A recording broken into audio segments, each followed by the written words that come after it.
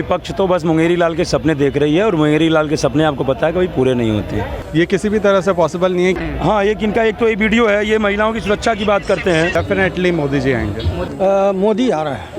दिल्ली में 7 की 7 सीटों पे भारतीय जनता पार्टी की प्रचंड जीत होने वाली है। देखिए, मणिपुर की जो घटना है वो इंडिविजुअल घटना नहीं है। नमस्कार, मैं Satyendra Sharma, true to life news देख रहे हैं आप। देश में लोकसभा का चुनाव चल रहा है। 5 चरणों की वोटिंग समाप्त हो चुकी है। बाकी के 2 चरणों की वोटिंग 25 मई को और 1 जून को है। बात करें लोकसभा चुनाव की तो इस बार कई मुद्दे हैं। एक तरफ एनडीए 400 पार का नारा लगा रही है तो वही इंडिया अलायंस मोदी सरकार को इस बार सत्ता से बाहर करने की बात कर रही है।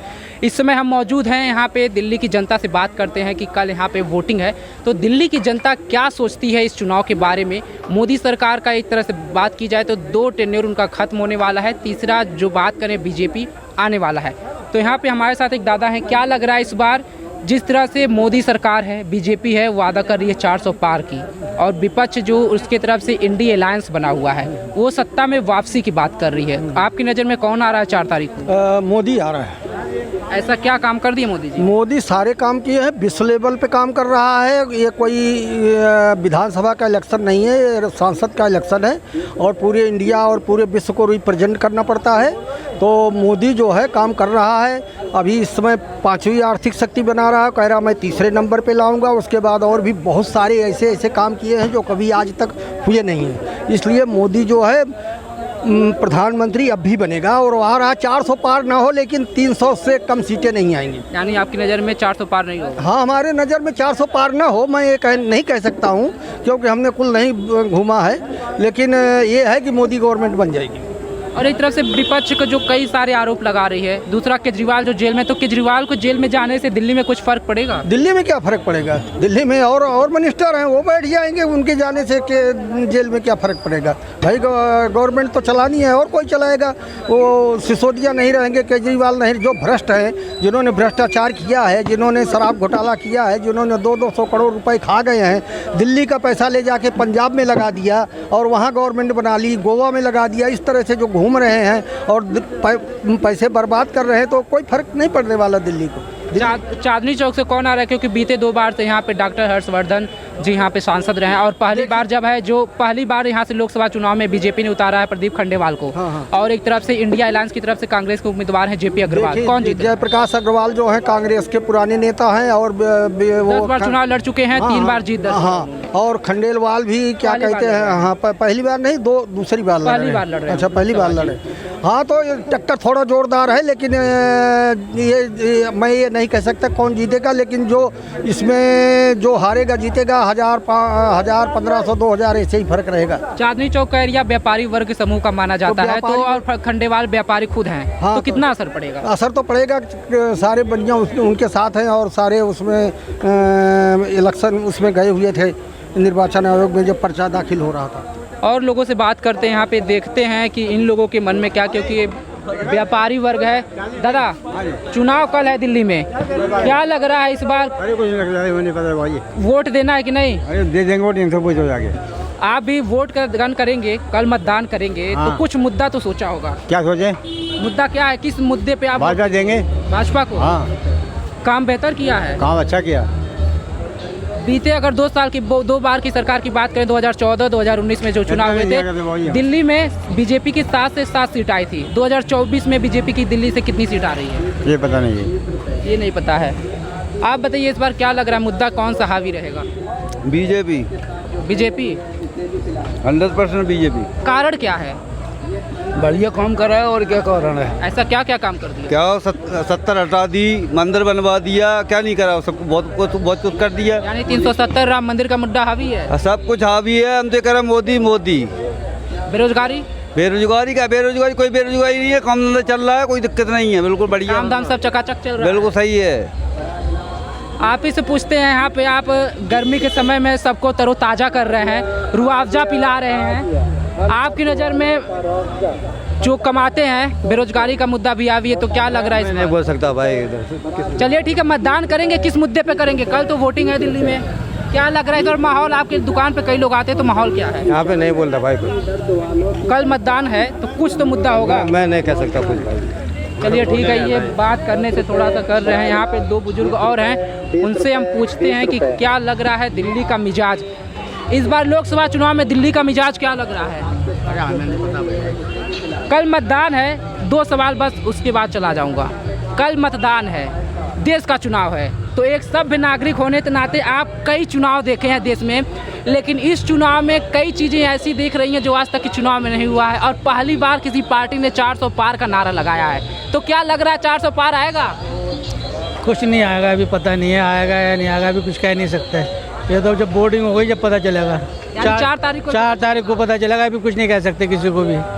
लेकिन आपने इतना चुनाव देखा है अपने लाइफ में, 2024 वाला चुनाव कैसा अलग लग रहा है? अलग ही है बिल्कुल, पता ही नहीं चल रहा है इस टाइम तो कुछ चुनाव भी। का माहौल कुछ नहीं लग रहा है, कुछ नहीं है, ये पहली बार ऐसा हुआ? हाँ पहली बार ऐसा हो रहा है, यही तो कह रहा है पहली बार ऐसा हो रहा है। तो ऐसा क्यों, कोई कौन सा कारण है? क्या बताया इसके बारे में, कुछ नहीं बता सकते बेटा। चलिए ठीक है, ये तो दिल्ली के मिजाज है। और बता दें आपको कि दिल्ली में कल लोकसभा का चुनाव होना है और एक ही साथ 7 सीटों पर यहाँ पे मतदान होगा। देखना होगा कि दिल्ली में जिस तरह से इंडिया अलायंस की तरफ से 4 आपके तरफ सीट दी गई है, 3 कांग्रेस लड़ रही है और वहीं बीजेपी 7 सीट पर लड़ रही है। अगर बात करें बीजेपी की तो 2014, 2019 7 सीट पर दिल्ली में बीजेपी का कब्जा था। लेकिन अब देखना होगा कि इंडिया अलायंस की वजह से क्या बीजेपी यहाँ पे जीत की हैट्रिक लगा पाएगी 7 सीट पे, या इंडिया अलायंस यहाँ पे कुछ कमाल दिखा पाएगा। तमाम खबरों के लिए जुड़े रहे हमारे साथ। और बुजुर्गों का तो बात हम लोग कर लिए हैं, बुजुर्गों से बात कर लिए हैं। देश का युवा क्या सोचता है लोकसभा चुनाव में, क्योंकि युवाओं के लिए भी कई ऐसे मुद्दे हैं जो हावी रहते हैं चुनाव में। आप युवा हैं, क्या मुद्दा लग रहा है? आई गेस सबसे पहला मुद्दा तो विकास का ही रहेगा, हमेशा से जो रहा है डेफिनेटली यंगस्टर्स के बीच। आई थिंक अपोजिशन जो है वो कुछ इस तरह का माहौल बनाने की कोशिश कर रहा है दैट जॉब्स की बहुत कमी है, जॉब्स नहीं है मार्केट में, बट ऐसा कुछ आई डोंट फील सो कि ऐसा कुछ है। मैं खुद भी एम्प्लॉयड हूँ, मैं इंजीनियर हूँ। आई गेस मार्केट में जॉब से ज़्यादा कमी है स्किल्स की, और स्किल्स के लिए भी जो गवर्नमेंट है वो काफ़ी अपने एंड से जो है वो काफ़ी हद तक कोशिश कर रही है। बस ये है दैट आई बिलीव कि जस्ट लाइक कि लोगों में अवेयरनेस की थोड़ी सी कमी है। लोग उस चीज़ को अटेम्प्ट नहीं कर रहे, नए तरीक़ों को अपने आप अपना नहीं रहे हैं। ठीक है, बस ये चीज़ है। गवर्नमेंट जॉब्स की भी कोई कमी नहीं है, गवर्नमेंट भी काफ़ी सारी ओपनिंग्स नई हमें दिखाई देती है definitely.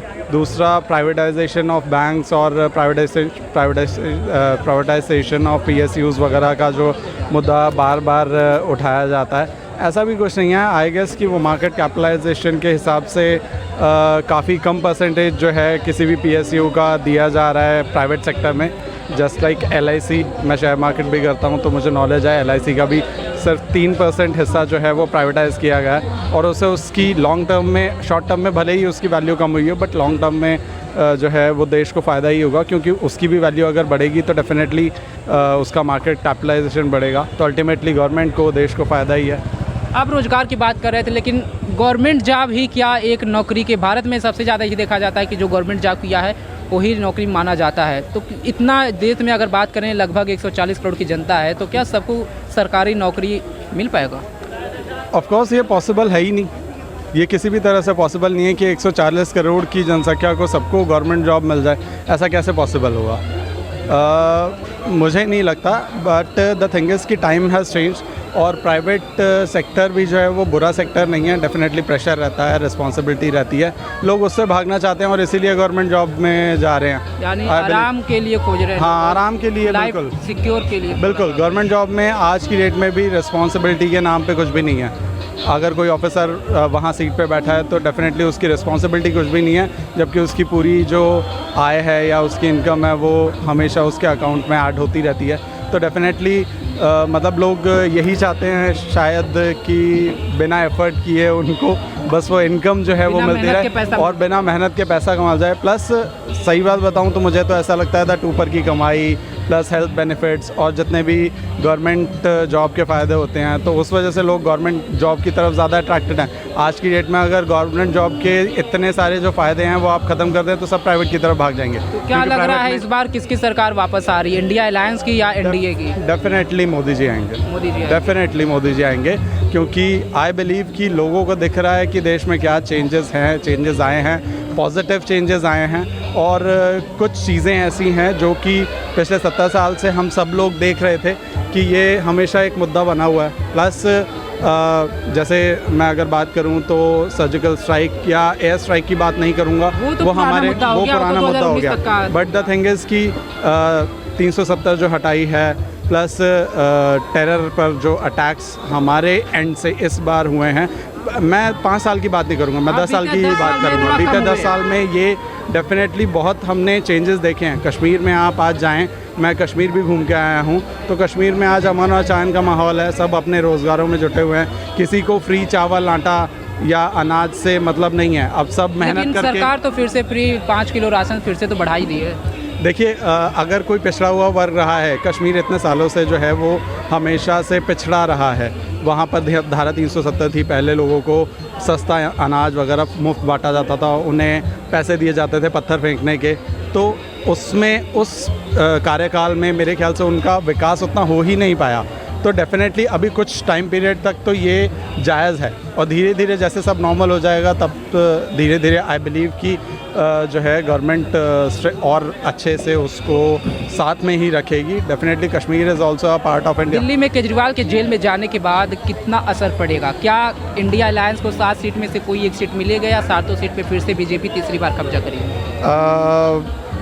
Can't say for sure, क्योंकि जो केजरीवाल की पॉलिटिक्स है वो एक अलग लेवल की पॉलिटिक्स है। वो फ्री बांटते चले जाते हैं और लोगों को उसका लॉन्ग टर्म में नुकसान जो है वो अभी नहीं दिख रहा। फ्री राशन तो बीजेपी भी बांट रही है। फ्री राशन बीजेपी भी बांट रही है, बट द थिंग इज़ कि आप अनाज बांटो ओके, लेकिन बिजली पानी जैसी सुविधाएं जो है जो आप मुफ्त बांट रहे हो, अगर हम बात करें कि एक तबका जो है जो लोअर मिडिल क्लास या फिर जो सर्विस वाला तबका है उसको इसका फ़ायदा मिल रहा है, लेकिन जो जॉब प्रोवाइडर है, जो बिजनेसमैन है आज की डेट में, उसको इसका नुकसान हो रहा है। क्यों? क्योंकि उसके लिए पहले कमर्शियल यूनिट्स जो थे इलेक्ट्रिसिटी के वो सस्ते थे, अब वही जो चार्जेस हैं कमर्शियल यूनिट्स के वो डबल से भी ज़्यादा हो गए हैं।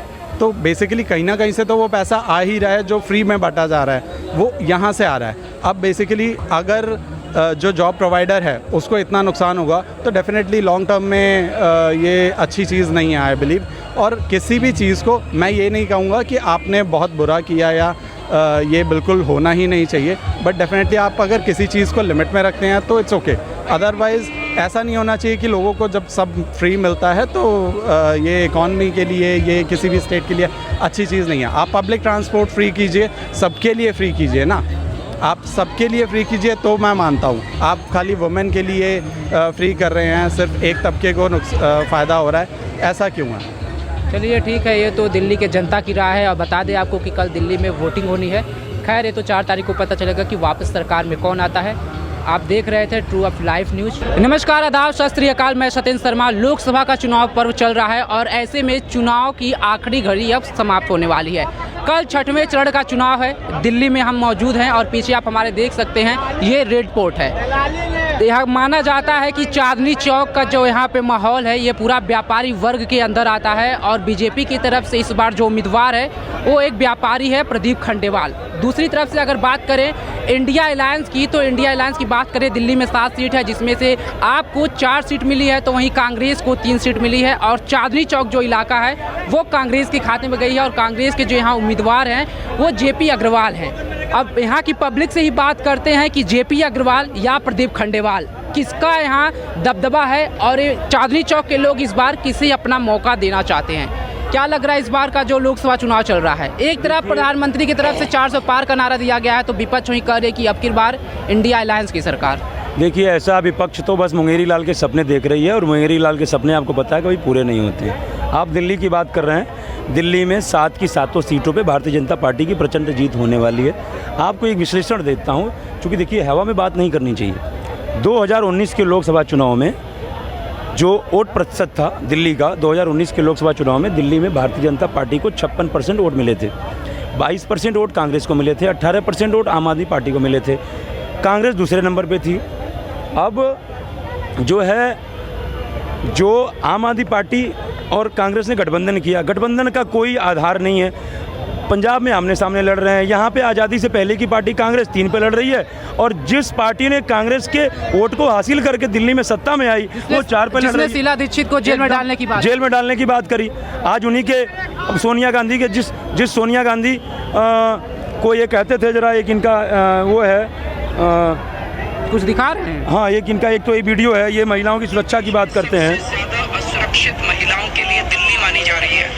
ये कोई अच्छी बात नहीं है। अगर हमारे देश की राजधानी सबसे सुरक्षित होगी महिलाओं के लिए तो ये अच्छी बात नहीं है।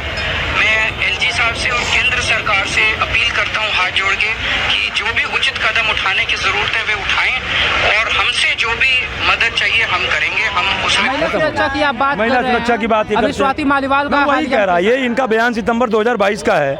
ये कह रहे हैं कि भारत के मतलब कंपैरिजन में जो दिल्ली है, सबसे ज़्यादा दिल्ली में महिलाएं सुरक्षित हैं, और मैं प्रधानमंत्री और एलजी से आग्रह करता हूं इसके लिए ठोस कदम उठाएं, जो मदद होगी करेंगे। और इन्हीं के पार्टी के राज्यसभा सांसद की पिटाई इन्हीं की आवाज़ पे हो रही है। आप बात करें महिला सुरक्षा की बात अगर आप कर दे रहे हैं तो स्वाति मालीवाल का बीजेपी जोर शोर से मुद्दा उठा रही है, उनके पक्ष में बोल रही है, लेकिन विपक्ष की तरफ से ही कहना है कि मणिपुर में जो निर्वस्त्र महिलाओं को हंगामा किया गया, वो निकाला गया, उस पर बीजेपी चुप रही, और जो कर्नाटक में रेवन्ना केस हुआ उस पर बीजेपी चुप रही, लेकिन स्वाति मालीवाल केस में बीजेपी इतना क्यों बोल रही है? देखिए, मणिपुर की जो घटना है वो इंडिविजुअल घटना नहीं है, वो कम्युनल घटना है, वो एक सामाजिक घटना है, एक समूह का उसमें विवाद है। किसी एक व्यक्ति ने एक व्यक्ति का रेप नहीं किया। और कर्नाटक बता रहा हूँ। और कर्नाटक की जो बात है, कर्नाटक में ये आज विपक्ष कह रहा है कि 3000 लड़कियों के साथ रेप किया, और वो वीडियो विपक्ष घूम घूम सबको दिखा रहा है, जो महिलाओं के सम्मान की बात करता है। आप बताइए, किसी के साथ भगवान न करें, किसी के बहन के साथ कोई हो जाए और उसकी पूरी वीडियो पूरे देश में दिखाया जाए, क्या आप उसका अपमान कर रहे हैं? दूसरी बात, आप बात कर रहे हैं कर्नाटक सरकार ने FIR क्यों नहीं दर्ज किया?